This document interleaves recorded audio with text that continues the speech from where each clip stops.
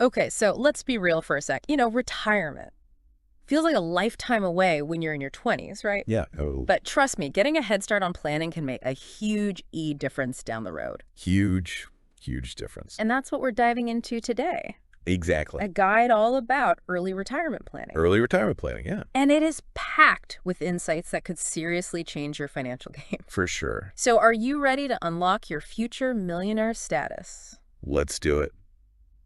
One of the things I find really fascinating about this guide Yeah. is that it throws out the old school idea of retirement, just kicking back and relaxing. Right, right. Instead, it focuses on achieving financial freedom, Financial freedom. having enough money to choose how you spend your time, Okay. whether that's pursuing a passion project, taking a year off to travel the world. So it's less about stopping work altogether and more about having the freedom to choose what you do, Yeah, even if that means working on your own terms. exactly. I like that. But to get there, you need a solid financial foundation. Right. This guide really emphasizes the importance of understanding where your money is going right now. Okay. It suggests tracking your income and expenses and even using budgeting apps. Okay. I've tried budgeting before. Yeah, But it always felt restrictive, like I couldn't enjoy life. I know what you mean. This guide mentioned something called budgeting for fun. Uh-huh. What does that even mean? Well, it's about being intentional with your spending. Okay. Instead of just letting money slip away on things you don't really care about, Right. you make a conscious decision to allocate funds towards things you truly value, Yeah. even if that means cutting back in other areas. Okay. So you still get to enjoy life, Yeah. but you're in control. Got it. You're the one making the decisions. Makes sense. But even with a budget saving for retirement in your 20s can seem so overwhelming. It can. What does this guide recommend for that? Well, it highlights the power of the pay yourself first principle. Pay yourself first. Yeah, basically, as soon as you get paid, Uh-huh. you set aside a portion of your income for savings and investments before you pay bills or spend on anything else. Okay, so how much should you be paying yourself first? And where does that money go? The guide suggests aiming for at least 20% of your income. Wow. It might seem like a big chunk, but even starting with 5% or 10% is a step in the right direction. Okay.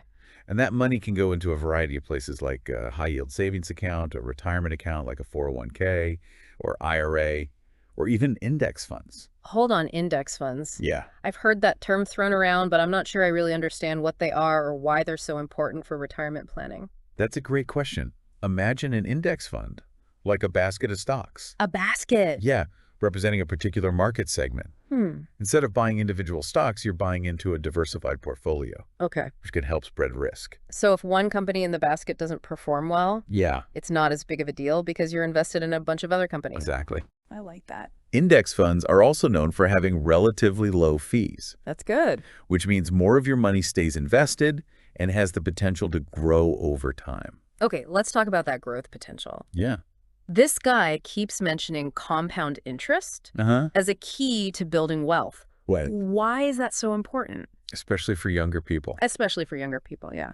Think of compound interest like a snowball effect for your money. Okay.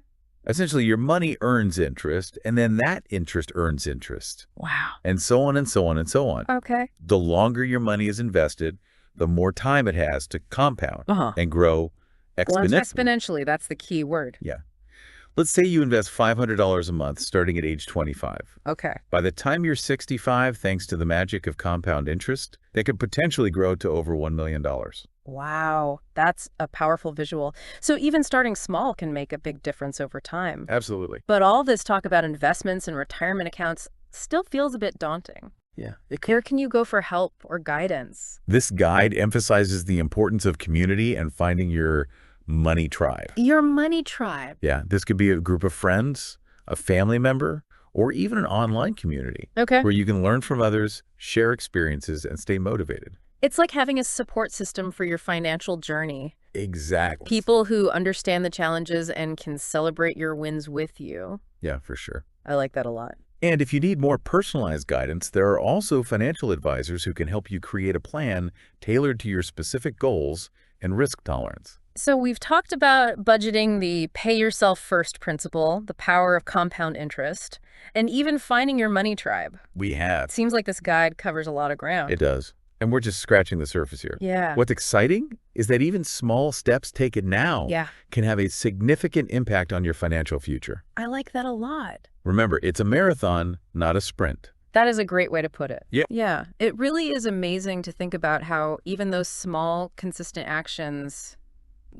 can pave the way to financial freedom. Oh, yeah, absolutely. But let's face it, diving into the world of investing can feel a little overwhelming, right? It can be a little intimidating at first, for sure. Oh, there's tons of options. Stocks, bonds, mutual funds. Yeah. Where do you even begin? That's a great question. And this guide offers a really great starting point, Yeah. especially for those new to investing. Okay. Index funds. Index funds. Okay. We touched on them a little bit earlier, Yeah, we did. but let's dive a little deeper. Perfect, because I am all about simplifying things. Yeah. So you mentioned that index funds are like a basket of stocks. Like a basket. Yeah. What makes them a good choice for retirement planning, especially compared to, say, picking individual stocks? Well, with individual stocks, you're essentially betting on the performance of a single company. Right. And that can be risky, It can be very risky. especially if you're not a seasoned investor. For sure. Index funds, on the other hand, offer you instant diversification. So instead of putting all your eggs in one basket, you're spreading them across a bunch of different companies. Exactly. And because index funds track a specific market index, like the S&P 500, you're essentially investing in a pre-selected group of companies that meet certain criteria. Okay. It takes the guesswork out of stock picking. That sounds a lot less intimidating than trying to analyze individual companies and predict market trends. Much less intimidating. But what about fees associated with index funds? That's an important consideration for sure. Yeah.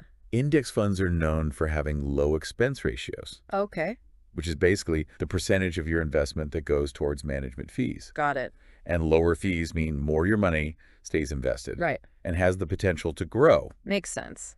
For example, you might see an expense ratio of 0.03% for an index fund, Okay. while an actively managed mutual fund might have an expense ratio of 1% or higher. Wow. That difference can really add up over time. Oh, it absolutely can. Especially when you factor in compound interests. Oh, yeah, for sure. This guide also mentions 401ks and IRAs. Yes. Can you break down the difference between those and why they're so essential for retirement planning? So a 401k is a retirement savings plan Okay. that is offered by employers. Okay. You contribute a portion of your pre-tax income, and that money grows tax-deferred until you withdraw it in retirement. Okay. And some employers even offer a matching contribution, What's a matching contribution? which is essentially free money. Free money. I like the sound of that. Yeah. So if your employer offers a 401k with a matching contribution, that seems like a no-brainer, right? Definitely. It's Yeah. like getting a guaranteed return on your investment right from the start. Wow, okay. Yeah, definitely a no-brainer then. IRAs or individual retirement accounts Yeah. are another great option, especially if you don't have access to a 401k or you want to save even more for retirement. I've heard of Roth IRAs and traditional IRAs. Yeah, What's the yes. difference between the two? So with a traditional IRA, your contributions may be tax deductible Okay. and your money grows tax deferred until retirement. Mm-hmm. You pay taxes on your withdrawals in retirement. Okay, got it. With the Roth IRA, you contribute after-tax dollars, After-tax dollars, okay. but your withdrawals in retirement are tax-free. So with a Roth IRA, you're paying taxes now, but your money grows tax-free, and then you don't have to worry about taxes when you retire. That's the idea. It can be a great option, especially if you expect to be in a higher tax bracket in retirement. Right. The best choice for you will really depend on your individual circumstances and your financial goals. Right. It sounds like there are a lot of factors to consider when it comes to retirement planning. There are. This guide emphasizes the importance of finding your money tribe. Finding your people. Yeah. Why is that so crucial?